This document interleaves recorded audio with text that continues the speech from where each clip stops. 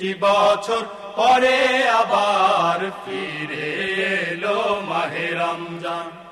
মুমিন হৃদয়ে পড়লো সাড়া, মুমিন হৃদয়ে পড়লো সাড়া, উঠলো জেগে নতুন প্রাণ।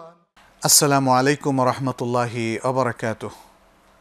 আলহামদুলিল্লাহ ওয়াসসালাতু ওয়াসসালামু আলা রাসূলিল্লাহ ওয়া আলা আলিহি ওয়া আসহাবিহি ওয়া মান ওয়ালাহ। প্রিয় দর্শক, সেহরি ও রমাদান শীর্ষক প্রশ্নোত্তর পর্বে আপনাদের সবাইকে জানাচ্ছি স্বাগত। সেহরির বরকতময় মুহূর্তে আমরা আল্লাহর কাছে দোয়া করছি তিনি যেন আমাদের জ্ঞানকে বৃদ্ধি করে দেন, আমাদের আমলগুলোকে কবুল করেন এবং আমাদের সত্য পথের উপর আমাদেরকে প্রতিষ্ঠিত রাখেন। এই অনুষ্ঠানে আপনাদের প্রেরিত প্রশ্নগুলো আমরা এখানে কোরআন এবং সুন্নাহর আলোকে উত্তর দেওয়ার চেষ্টা করে থাকি। যারা আমাদের কাছে ব্যক্তিগতভাবে প্রশ্ন পাঠিয়েছেন অথবা লিখিত প্রশ্ন পাঠিয়েছেন, আজও আমরা বেশ কয়েকটি প্রশ্ন নিয়ে আপনাদের সামনে প্রিয় দর্শক হাজির হয়েছি। আমাদের কাছে প্রথম প্রশ্ন হচ্ছে, একটি দেশে কতজন মুসলিম চাঁদ দেখে সাক্ষ্য দিলে তার সাক্ষ্য হিসেবে গ্রহণযোগ্য হবে? আসলে চাঁদ দেখার বিষয়টি আমরা সকলেই জানি যে সিয়াম পালন করা এবং সিয়াম ভঙ্গ করে ঈদ করা এটা চাঁদের উপরই নির্ভরশীল। রাসূল সাল্লাল্লাহু আলাইহি সাল্লাম বলেছেন, সোমো লেরো ইয়াতিহি ও আফতেরু লেরো ইয়াতিহি, যে তোমরা চাঁদ দেখে রোজা রাখো এবং চাঁদ দেখে রোজা ভাঙো তথা ঈদ করো। ফাইন গুব্বিয়া আলাইকুম, যদি তোমাদের কাছে সেটা অস্পষ্ট থাকে, ফাআকমিলুল ইদ্দাতা শাবানা 30, তাহলে তোমরা শাবানের গণনাকে 30 পরিপূর্ণ করো, অর্থাৎ 30 দিন পরিপূর্ণ করো, তারপর রোজা রাখো। এটা রমাদান আসার আগে শাবান সম্পর্কে বলা হয়েছে। তাহলে একই মেথডটা কাজ হবে রমাদানের ক্ষেত্রে শাওয়াল আসার আগে। এই হাদিসটি বুখারীতে বর্ণিত হয়েছে। তো এখানে চাঁদ দেখার বিষয়টা বলা হয়েছে। এখন প্রশ্ন হচ্ছে যে কতজন চাঁদ দেখলে সেটা গ্রহণযোগ্য হবে? আমরা দেখি যে চাঁদ দেখার বিষয়টা কখনো আকাশ স্পষ্ট থাকে, কখনো অস্পষ্ট থাকে। স্পষ্ট যখন থাকে তখন শরীয়তের বিধান হচ্ছে একজন বা দুজনের সাক্ষী এখানে গ্রহণযোগ্য হবে না। এখানে সবাই বা অনেক লোক দেখতে হবে, অনেক লোক, যাতে মোটামুটি বিশ্বাস আসে। কারণ দেখা যাচ্ছে যে আকাশে কোনো চাঁদ নাই, কিন্তু একজন এসে বললো সে দেখেছে। কিভাবে দেখেছে? কারণ আকাশ তো এত পরিষ্কার যে শুধু একজন দেখেছে আর বাকিরা দেখেনি, এটা গ্রহণযোগ্য নয়। বা দুজন দেখেছে, সেখানে জম্ম গাফিরের কথা বলা হয়েছে, যে আকাশ যখন খুবই স্পষ্ট থাকে, পরিষ্কার থাকে। আকাশ যখন মেঘে ঢাকা থাকে কিছুটা, বা কিছুটা কোনো জায়গায় মেঘ আছে, কোনো জায়গায় নাই, এরকম যে অবস্থা, সেখানে একজনের সাক্ষ্য যথেষ্ট। সেখানে একজনের সাক্ষ্য যথেষ্ট, আর দুজনের সাক্ষ্য তো আরও শক্তিশালী হবে। সেক্ষেত্রে যদি তিনি বিশ্বস্ত হন, যে সাক্ষীর তিনি সাক্ষ্য দিচ্ছেন, তিনি যদি বিশ্বস্ত হন, তাহলে একজনই যথেষ্ট, এবং সেক্ষেত্রে তার সাক্ষ্যকে চাঁদ দেখা হিসাবে গ্রহণ করে পরের দিন রোজা রাখা যেতে পারে অথবা ঈদ করা যেতে পারে, যদি সেটা শাওয়ালের চাঁদ হয়ে থাকে। আর এখানে আমরা দেখতে পাচ্ছি যে রাসূল সাল্লাল্লাহু আলাইহি সাল্লাম বলছেন, ফাইন গুব্বিয়া আলাইকুম, যদি আকাশ একদম মেঘাচ্ছন্ন থাকে। এখন তো আমরা সকলেই অনেক সতর্ক, আমরা জানি যে আকাশ যদি পুরো মেঘাচ্ছন্ন থাকে, তাহলে যে ব্যক্তি সাক্ষ্য দিতে আসবেন তাকে অবশ্যই প্রমাণ করতে হবে যে তিনি কিভাবে দেখেছেন বা কিভাবে চাঁদ দেখা গেল, সে বিষয়টা তার সেই সাক্ষীদাতার থেকা হওয়া বা বিশ্বস্ত হওয়ার বিষয়টা এখানে গুরুত্বপূর্ণ একটি বিষয়। যাই হোক, আমরা সংক্ষেপে বলবো এভাবে, যে আকাশ যদি অস্পষ্ট থাকে কিছুটা, তাহলে একজনের সাক্ষ্য গ্রহণযোগ্য হবে। আর যদি একদম স্পষ্ট হয়, তাহলে জম্মে গাফির বা বেশ কয়েকজনের সাক্ষ্য এখানে প্রয়োজন হবে। দ্বিতীয় যে প্রশ্নটা আছে সেটি হচ্ছে, সেহরির আগে রোজাদারদের ঘুম থেকে জাগানোর জন্য আজান দেওয়া যাবে কি না? এই কাজ অন্যান্য কী পদ্ধতিতে করা যেতে পারে? আজান সেহরির আগে, অর্থাৎ সেহরির সময় যখন হলো তখন দেওয়া যাবে কিনা রাত্র থাকতে, তার বিধানটা আমরা জানতে পারি বুখারী মুসলিমের একটা হাদিসের মাধ্যমে। রাসূল সাল্লাল্লাহু আলাইহি সাল্লাম বলছেন, ইন্না বেলালান ইউআদ্দিনু বিলাইলিন, বেলাল রাত্রে আজান দেয়, ফাকুলু ওয়াশরাবু হাত্তা ইউআদ্দিনা ইবনু উম্মে মাকতুম, তোমরা খাও পান করতে থাকো এই বেলালের আজানের পরেও, যতক্ষণ না ইবনে উম্মে মাকতুম, আবদুল্লাহ ইবনে মাকতুম যার নাম আমরা জানি অন্ধ সাহাবা মুয়াজ্জিন ছিলেন, তো তিনি যতক্ষণ না আজান দেন। রাসূল সাল্লাল্লাহু আলাইহি সাল্লাম এই হাদিসে, বুখারী মুসলিমের হাদিসে স্পষ্ট বলেছেন বেলালের এই আজানটা নিশ্চয়ই তার অনুমোদিত, তিনি অনুমোদন করেছেন। রাত্রের শেষ প্রহরে তাহাজ্জুদের সময়ে দেয়া হয়, যদি এটা তাহাজ্জুদের আজান বলা যাবে না, তিনি রাত্রে একটা আজান দিতেন, হয়তোবা তাহাজ্জুদের জন্য লোক যাতে উঠতে পারে, অথবা সাহরি খাওয়ার জন্য লোক উঠতে পারে, ইত্যাদি নানা কারণ সেখানে থাকতে পারে। এখানে হাদিসের মধ্যে কিন্তু কারণ বলা হয়নি। অনেকেই বলে থাকেন যে আমরা অনেককে তাহাজ্জুদের আজান দিতে দেখি। তাহাজ্জুদ বা কোনো নফল সালাতের কোনো আজান হয় না, অতএব নফল সালাতের কোনো আজান নেই, এটা রাত্রে একটা আজান। যে প্রশ্নটি এখানে আমাদের কাছে এসছে, রোজাদারকে ঘুম থেকে জাগানোর জন্য এরকম আজান দেওয়া যায় কিনা, আমরা বেলাল রাদিয়াল্লাহু তাআলা আনহুর আজানের এই দলিল থেকে বুঝতে পারলাম যে সেটা দেয়া যায় এবং এই আজানের পরে খাওয়া চলতে পারে, কোনো অসুবিধা নাই। কিন্তু যে আজানটা ফজরের সালাত হওয়ার সাথে সাথে দেওয়া হয়, সে আজানের পরে আর কোনো খাওয়া যাবে না। প্রশ্নে আরও এসেছে যে কি কি পদ্ধতি আরও অবলম্বন করা যেতে পারে রোজাদারকে জাগানোর জন্য। এখন তো আলহামদুলিল্লাহ আমাদের কাছে অনেক ধরনের আয়োজন আছে, অ্যালার্ম ঘড়ি আছে, মোবাইলে অ্যালার্ম দেওয়া যায়, অথবা আমরা আমাদের কোনো রিলেটিভকে বলতে পারি যে যিনি নিয়মিত জাগেন, অথবা আমি যদি জাগি তাকে জাগিয়ে দেব টেলিফোনে বা মোবাইল করে, অথবা তিনি যদি জাগেন তিনি আমাকে জাগিয়ে দেবেন। এভাবে নানা সুন্দর তাআউন এবং পারস্পরিক সহযোগিতার মাধ্যমে আমরা কিন্তু একে অন্যকে হেল্প করতে পারি এবং এর মধ্য দিয়ে আমরা সাহারির ঠিক টাইম মতো জেগে উঠতে পারি। তৃতীয় যে প্রশ্নটি সেটি হচ্ছে রোজা অবস্থায় আপন স্ত্রীকে চুম্বন করা জায়েজ আছে কি না। এটি জায়েজ আছে, কারণ রাসূল সাল্লাল্লাহু আলাইহি সাল্লাম থেকে সহিহ হাদিসের মধ্যে এসেছে যে তিনি রোজা অবস্থায় স্ত্রীদেরকে স্পর্শ করেছেন, চুম্বন করেছেন। যেটা নিষিদ্ধ সেটি হচ্ছে স্ত্রীর সাথে মেলামেশা করাটা নিষিদ্ধ, কিন্তু তাকে স্পর্শ করা অথবা যে প্রশ্নটি যেটা করা হয়েছে সেটা আসলে জায়েজ। সেটা আমরা রাসূল সাল্লাল্লাহু আলাইহি সাল্লামের আমল থেকে এবং তার সাহাবাদের মধ্যে যেমন ওমর ইবনুল খাত্তাব রাদিয়াল্লাহু তাআলা আনহুর আমল থেকে আমরা জানতে পারি। এতে রোজা ভঙ্গ হবে না এবং কোনো কাজাও করতে হবে না।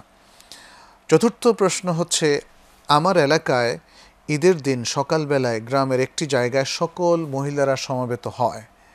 একজন সামনে দাঁড়িয়ে ঈদের নামাজের সব কিছু জোরে জোরে বলে দেয় ইমামের মতোই, বাকিরা তার অনুসরণ করে।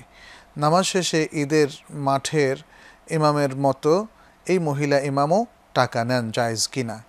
তার মানে হচ্ছে ঈদের সালাত এখানে একজন মহিলা ইমাম তিনি পড়ান, তারা একটা মাঠে সমবেত হয়ে ঈদের সব কিছু, নামাজের সব কিছু তারা নিজেরা করেন, মহিলারা আলাদা হয়ে। এই পদ্ধতিটা সঠিক নয়। মুসাল্লা সমবেত হবেন নারী পুরুষ সকলেই, ইমামতি করবেন পুরুষ। এটি রাসূল সাল্লাল্লাহু আলাইহি ওয়াসাল্লামের সুন্নাহ এবং পরবর্তীতে সাহাবায়ে কেরাম এবং আজ পর্যন্ত এই সুন্নাহর উপর মুসলিম উম্মাহ আছে। ঈদের মুসাল্লা অর্থাৎ ঈদগাহে এসে নারীরা আলাদা জামাত করার কোনো ইনস্ট্যান্স বা দলিল দৃষ্টান্ত শরীয়তে নেই। নারীদের খুবই সীমিতভাবে ঘরে নিজেরা জামাত করে পড়ার বিধান আছে বিশুদ্ধ মত অনুযায়ী, কিন্তু তার মানে এই নয় যে তারা আলাদা মসজিদ করে জুমার নামাজ পড়বে বা ওয়াক্তিয়া নামাজ পড়বে নারীদের ইমামতিতে এবং ঈদগাহের মধ্যে ঈদের সালাতে আদায় করবে, ইমামের মতন তিনি সামনে দাঁড়াবেন। এগুলো আসলে দিনের মধ্যে নতুন প্রচলন, এইটা করা যাবে না। রাসূল সাল্লাল্লাহু আলাইহি সাল্লাম নারীদেরকে ঈদগাহে আসতে বলেছেন, এমনকি তারা যদি মাসিকের মধ্যেও থাকে, এবং এই নির্দেশটাকে অনেকে ওয়াজিব বলেছেন যে নারীরা যেন ঈদের দিন ঈদগাহে আসে। তো সেই ঈদগাহে এসে তারা কি করবে? যদি তারা অজু করে আসে এবং তারা পবিত্র অবস্থায় থাকে, তাহলে পুরুষদের পেছনে অথবা নারীদের জন্য যেই জায়গাটুকু খাস করা হয় সেখানে তারা পুরুষদের সাথে একসাথে সালাত আদায় করবে পুরুষ ইমামের ইমামতিতে। আর যারা মাসিকের মধ্যে আছেন তারা একটা প্রান্তে অবস্থান করবেন, তারা ঈদগাহের সালাত এবং ঈদগাহের যে ঈদের সালাতের যে খুতবা ইমাম সাহেব দিচ্ছেন সেটি তারা শুনবেন, তা থেকে তারা উপকৃত হবেন। ঈদের আনন্দ তারা ভাগাভাগি করে নেবেন অন্যদের সাথে। আমরা সকলে জানি আসলে ঈদগাহে আসাটাই হচ্ছে ঈদের সবচেয়ে বড় আনন্দ। এই আনন্দে আমাদের নবী সাল্লাল্লাহু আলাইহি ওয়াসাল্লাম মেয়েদেরকে শরীক হতে বলেছেন। আজকে আমাদের দেশে বহু জায়গায় আমরা মেয়েদেরকে যেতে দেই, কিন্তু আমরা হয়তো মসজিদ অথবা ঈদগাহে তাদেরকে আসতে দেই না। তো রাসূল সাল্লাল্লাহু আলাইহি ওয়াসাল্লামের যে সুন্নাহটা আমরা ত্যাগ করেছি সেটাকে আমরা রিভাইভ করতে পারি, সেটাকে আমরা আবার প্রচলন করতে পারি, যাতে নারীদের অংশগ্রহণের মধ্য দিয়ে, শালীন সুন্দর অংশগ্রহণের মধ্য দিয়ে যেন ঈদের সালাদটা আরও প্রাণবন্ত হয়। তবে এক্ষেত্রে খেয়াল রাখতে হবে নারীদের জন্য কোনো বেপর্দা না হয়, তা নারীরা যেন বাইরে বের হওয়ার, বিশেষ করে একটা ইবাদতে তারা বের হচ্ছে, সালাতুল ঈদ একটা ইবাদত, এই ইবাদতে বের হওয়ার সময় তারা যেন যে আদব আছে শরিয়াতে, আদব রক্ষা করে নারীদের বের হওয়া দরকার। যেমন তারা পূর্ণ হিজাব নিয়ে এবং আতর ব্যবহার না করে, সুগন্ধি ব্যবহার না করে, দৃষ্টি আকর্ষণী পোশাক না পরে তারা যেন ঈদগাহে আসে। কারণ ঈদগাহে এসে ঈদগাহের কল্যাণ লাভ করা, এটাই হচ্ছে উদ্দেশ্য। ঈদগাহে নারীরা এসে মার্কেটে বা আজকাল আমরা যেভাবে দেখি অনেক সময় তারা পর্দা ছাড়া তারা থাকে, কিংবা তারা সুন্দর বেশভূষা সেজেগুজে আছেন এবং মানুষের উদ্দেশ্যে সেটা প্রদর্শন করেন, এটা কিন্তু ঈদগাহে তাদের সেটা করা যাবে না, এবং সেভাবে আসার কথা কিন্তু আমরা বলছি না। যেহেতু একটা ইবাদত, যেহেতু ঈদগাহে একটা সালাত আদায় করতে তারা আসছেন, ইবাদত পরিপালন করতে তারা আসছেন, সেভাবে তারা আসবেন। আমরা আরও কথাটা আবারও রিপিটেডলি বলবো যে সকল সিস্টেম যেটা বেদা হিসাবে গণ্য সেটা কিন্তু আমাদের বাদ দিতে হবে, এবং এখানে যে সিস্টেমের কথা আমরা বলেছি যে এটা শরিয়াতে আসলে এই ধরনের প্রচলন করাটা উচিত নয়, সেটা আমাদের অ্যাভয়েড করতে হবে। আরেকটি প্রশ্ন, সেটি হচ্ছে ইতিকাফের শরঈ মর্যাদা সম্পর্কে জানতে চাই। ইতিকাফ সম্পর্কে আমরা আগেও বলেছি, ইতিকাফ হচ্ছে আল উকুফু ফিল মসজিদ, অর্থাৎ মসজিদে অবস্থান করা। ইতিকাফ মানেই হচ্ছে অবস্থান গ্রহণ করা, এবং যেহেতু মসজিদে ইতিকাফ করতে হয়, এই জন্য এর সংজ্ঞায় বলা হয়েছে আল উকুফু ফিল মসজিদ, মসজিদে অবস্থান গ্রহণ করা। অর্থাৎ আমরা এটাকে আরেকটু ইলাবোরেটলি বলতে গেলে এভাবে বলবো যে ইবাদতের নিয়তে, আল্লাহর নৈকট্য লাভের উদ্দেশ্যে জরুরি কাজ ছাড়া যে কোনো ফজলি কাজ বাদ দিয়ে মসজিদের মধ্যে অবস্থান গ্রহণ করা এবং জরুরি কাজ ছাড়া বের না হওয়া, এটাই হচ্ছে ইতিকাফ। দর্শক, ইতিকাফ সম্পর্কে আমরা আরও অনেক তথ্য আপনাদের কাছে নিয়ে আসবো, এর আদব সম্পর্কে কথা বলবো ইনশাআল্লাহ, কিন্তু তার আগে নিচ্ছি একটা বিরতি। আমরা যাচ্ছি বিরতিতে, ফিরে আসছি ইনশাআল্লাহ খুবই তাড়াতাড়ি।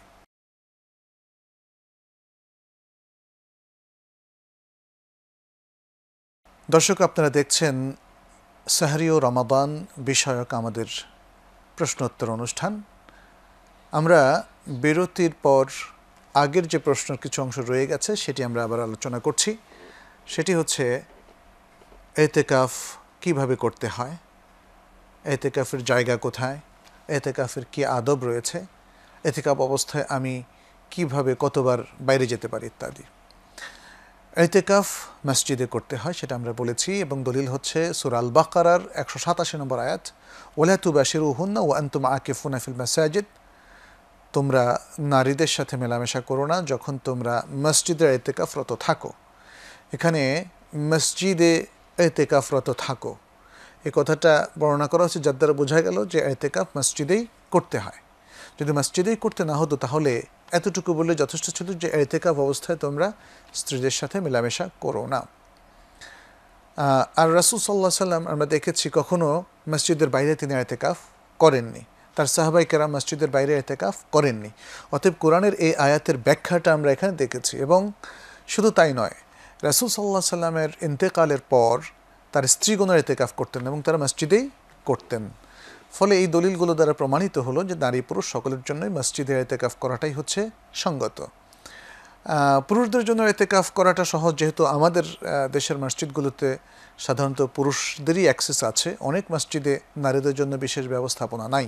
অতএব নারীরা এই সমস্ত ক্ষেত্রে যদি তাদের জন্য ভালো ব্যবস্থাপনা না থাকে তাহলে মসজিদে তারা ইতিকাফ করবেন না এবং ঘরেও করবেন না, কারণ ঘরে ইতিকাফ করার কোনো সহি বিধান নেই।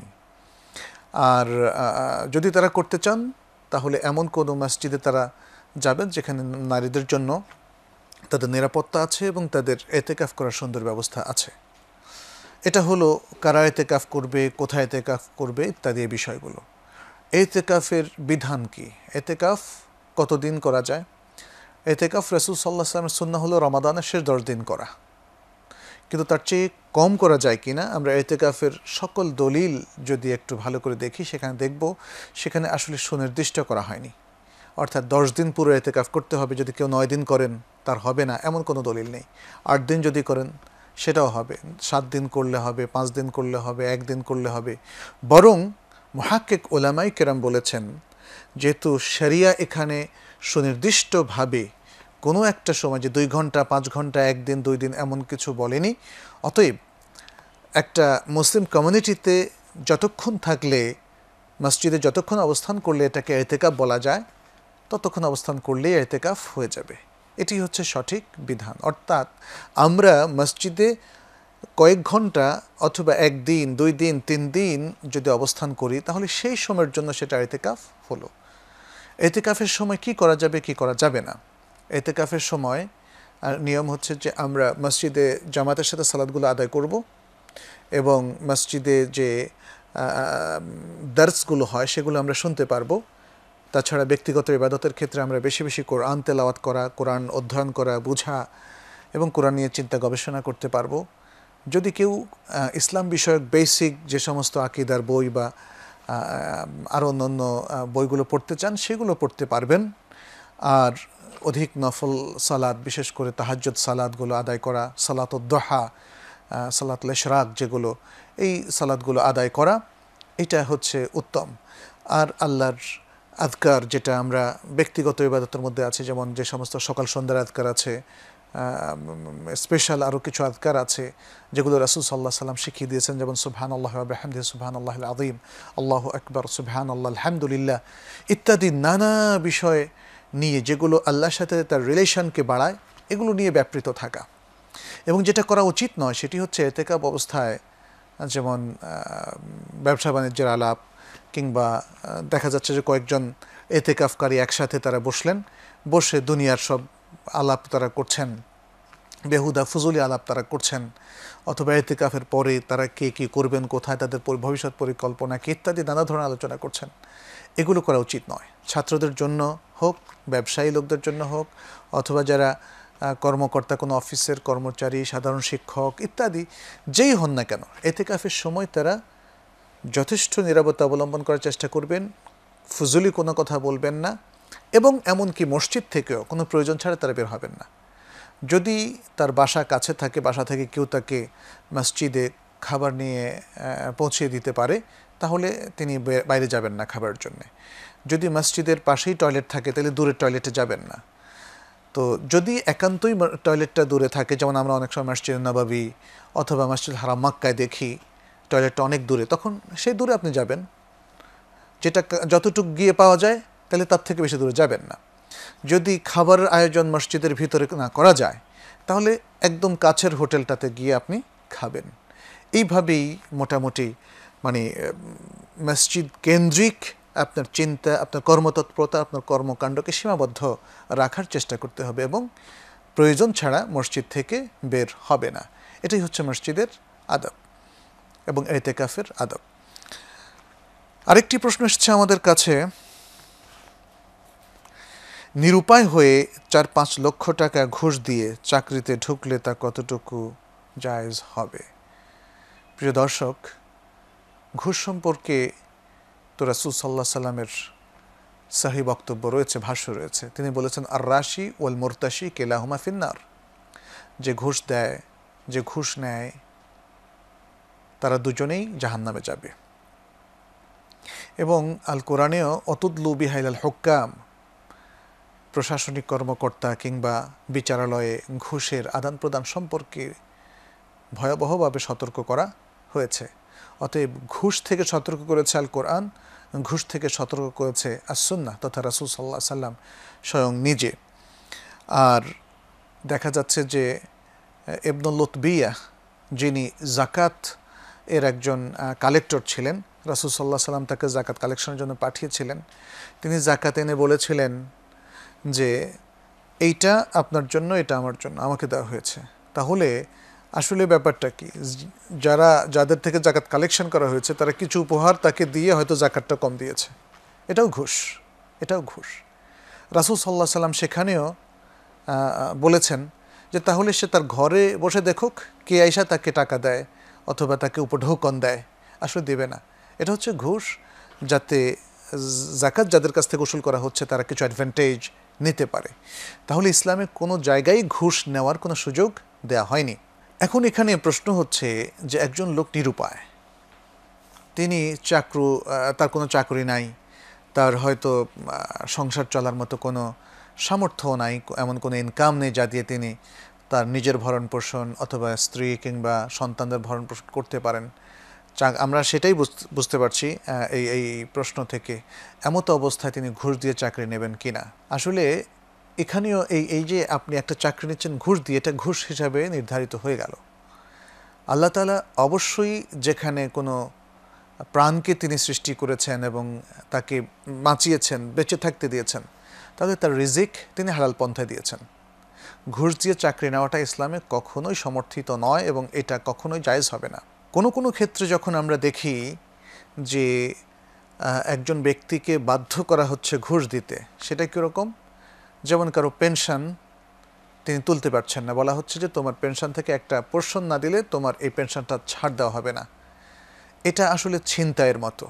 এটা হচ্ছে মানুষকে একটা একটা একটা প্যাচের মধ্যে আটকে দিয়ে তাকে কিছু দিতে বাধ্য করা। এখানে যিনি দিচ্ছেন, কারণ এখানে এই ব্যক্তি তার নিজের হক, যেটা তার একান্তই পাওনা এবং বৈধভাবে পাওনা, সেই জিনিসটা ছাড় করাতে কিছু টাকা দিতে বাধ্য হচ্ছেন। ফলে তিনি পাপী হবেন না, পাপী হবেন সেই ব্যক্তি যিনি কারসাজি করে তার থেকে নিচ্ছেন। তো এই ক্ষেত্রে যিনি দিচ্ছেন তার জন্য সেটা দেওয়াটা ঘুষ নয়, এটা অনেকটা ছিনতাইয়ের মতো ঘটনা। এটা অনেকটা ছিনতাইয়ের মতো ঘটনা, যেখানে কেউ একজন হয়তো তাকে অবরোধ করে তার পথ আগলে তাকে কিছু দিতে বাধ্য করছে। তো সুতরাং এই ক্ষেত্রে যিনি নিচ্ছেন তার জন্য সর্বসম্মতিক্রমে এটা হচ্ছে ঘুষ। কিন্তু যেখানে আমরা নিজের পক্ষ থেকে দিয়ে দিচ্ছি, আমি কি জানি এই চাকরিটা উপযুক্ত, আমি অধিকাংশ জায়গাতেই দেখা যাচ্ছে যে উপযুক্ত ব্যক্তি তাকে না দিয়ে যিনি টাকা দিতে পারছেন তাকে চাকরি দেওয়া হচ্ছে। ফলে এটা কখনো বৈধ নয়। অনেকে আমাদের কাছে আবার প্রশ্ন করেন যে ধরুন আমি ইন্টারভিউ বোর্ডে ফার্স্ট হয়েছি এবং এতে প্রমাণিত হলো যে আমি এই চাকরির উপযুক্ত, সেক্ষেত্রে আমি ঘুষ দিয়ে ঢুকতে পারবো কি না? আমরা বলবো যে না, সেক্ষেত্রে আপনি পারবেন না। কোনো অবস্থাতেই ঘুষ দিয়ে ঢোকা যাবে না, কারণ ঘুষ দেওয়াটা হারাম। এই অবস্থায় এমন কোনো আমরা যুক্তি দেখি না, এমন কোনো সিচুয়েশন দেখি না যে এই অবস্থায় ঘুষ দেওয়াকে বৈধ বলা যেতে পারে। আল্লাহ তাআলা আমাদের সবাইকে এমন ধরনের সিচুয়েশন থেকে রক্ষা করুন এবং আমাদের দারিদ্রতা আল্লাহ মিটিয়ে দিন, আমাদের ভালো রিজিকের, হালাল পন্থা রিজিকের ব্যবস্থা করুন। আমরা সে দোয়া করছি। যে ভাই প্রশ্নটি করেছেন তার জন্য আমরা সে দোয়া করছি। আরেকটি প্রশ্ন হচ্ছে, রোজা অবস্থায় কুলি করা ও নাকে পানি নেয়ার পদ্ধতি কি? কেউ যদি সিয়াম অবস্থায় থাকেন তাহলে তিনি কিভাবে কুলি করবেন, কিভাবে নাকে পানি দেবেন? এ প্রসঙ্গে আমরা দেখি যে রাসূল সাল্লাল্লাহু আলাইহি সাল্লাম বলেছেন, ওয়াবালিগ ফিল ইস্তিনশাক ইল্লা আন তাকুনা সাইমান, যে তোমরা খুব ভালোভাবে নাকে পানি টেনে নাও এবং তারপরে ছেড়ে দাও। ইস্তিনশাক এর সাথে ইস্তিনসারও জড়িত আছে। নাকে পানি টেনে নেওয়াকে বলা হয় ইস্তিনশাক এবং সেই পানিটা আবার বের করে দেওয়াটা হচ্ছে ইস্তিনসার। তো তিনি বলছেন এই কাজটা করো, তবে যদি রোজাদার হও তখন এভাবে করবে না। তাতে বোঝা যাচ্ছে যে নাকে পানি দেওয়া এবং কুলি করার সময় গড়গড়া করা, এই দুটো সময় ভালো করে গড়গড়া করা এবং ভালো করে নাকে পানি টেনে নেওয়া, এইটা রোজা ছাড়া অন্য অবস্থার বিধান। আর যদি কেউ রোজাদার হয় তখন তিনি নাকে পানি টেনে নেবেন না, হালকাভাবে তিনি নাকে পানি দেবেন। কারণ নাকে জোরে পানি টেনে নিলে তার রোজা ভঙ্গ হয়ে যেতে পারে, স্টমাকে পানি চলে যেতে পারে। একই অবস্থা গড়গড়া করার সময় তার স্টমাকে পানি চলে যেতে পারে, তখন তার রোজা ভঙ্গ হয়ে যাবে।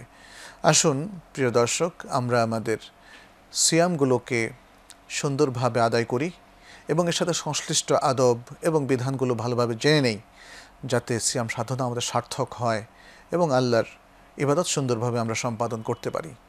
আজকের মতো এখানেই আমরা শেষ করছি। আপনাদেরকে পরবর্তী প্রোগ্রাম দেখার আমন্ত্রণ জানিয়ে আমরা শেষ করছি। হাদা সাল্লাল্লাহু সাল্লাম আলা নবিয়িনা মুহাম্মদ ওয়া আলা আলিহি ওয়া আসহাবিহি আজমাইন। আসসালামু আলাইকুম ওয়া রাহমাতুল্লাহি ওয়া বারাকাতুহু।